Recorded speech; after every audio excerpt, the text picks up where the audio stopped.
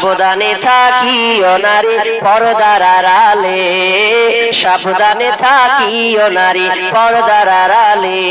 হাদিসে হারাম লিখে অন্যে দেখিলে, সাবধানে থাকিও নারী পর্দার আড়ালে, সাবধানে থাকিও নারী পর্দার আড়ালে।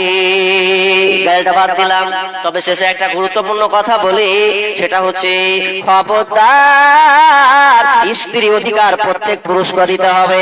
ওদেরকে খবরদার মারবেন না, ওদেরকে প্রহার করবেন না। যদি স্ত্রীরা অন্যায় করে, ওটাকে আপনাকে, ওটা ভ্যান মার্কা টাল মার্কা স্ত্রী আপনাকে দিয়েছে, ওটা আপনাকে সোজা টাল মেরে মেরে চালিয়ে নিতে হবে।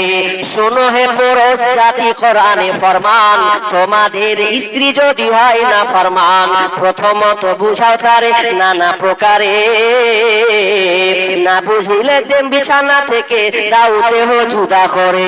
এই দুই প্রকারে যদি ঠিক নাহি হয়, আদরের মার তবে কিছু মারা যায়, অযথা মারিলে মার আল্লাহ নারাজ হবে, হিসাবের কোটে, হিসাবের কোটে হিসাব কষিবে। মিয়া বিবি মিলে জুলে চালাবে সংসার, নইলে তোমাদের ইহ পরকাল হবে ছারখার। তাহলে স্ত্রীদেরকে ভালোবাসতে শিখতে হবে। কিন্তু বন্ধুরে, স্ত্রী অধিকার আমরা দিই না জাহিলিয়াতের মতন। বিষ্ণু বলছেন ওয়াতুন নিসা সাদকাতুহিন্না নিহলা, তোমরা যখন বিবাহ করবে মোহর খুশি মনে দেবে। খুশি মনে মোহর দেন। বাপরে, বিয়ে পড়িয়েছি অনেক, আর পড়াই না, মসজিদ ছেড়ে দিয়েছি, বিয়ে পড়াই না। ও সালা 10,000 টাকা লিখবে, তুই কইছে 500 টাকা দিনু আর 9,500 টাকা বাকি। মাথা মোটা।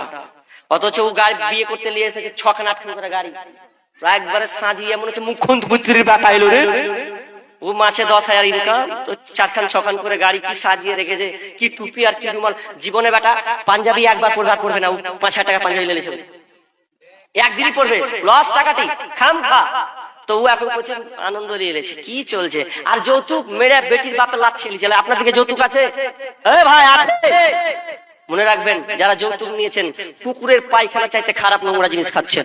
এই ডাকাতের বাচ্চা ডাকাত, আর বাপও ডাকাত, তুমিও ডাকাত। যৌতুক কেন আপনি নেবেন? যদি নিয়েছেন তওবা করে ফেরত দিয়ে আসেন, ছেড়ে আসেন। আজকালকার মেয়ের বাপের কাছে গলা টিপে নিয়ে দিচ্ছে। বিয়ে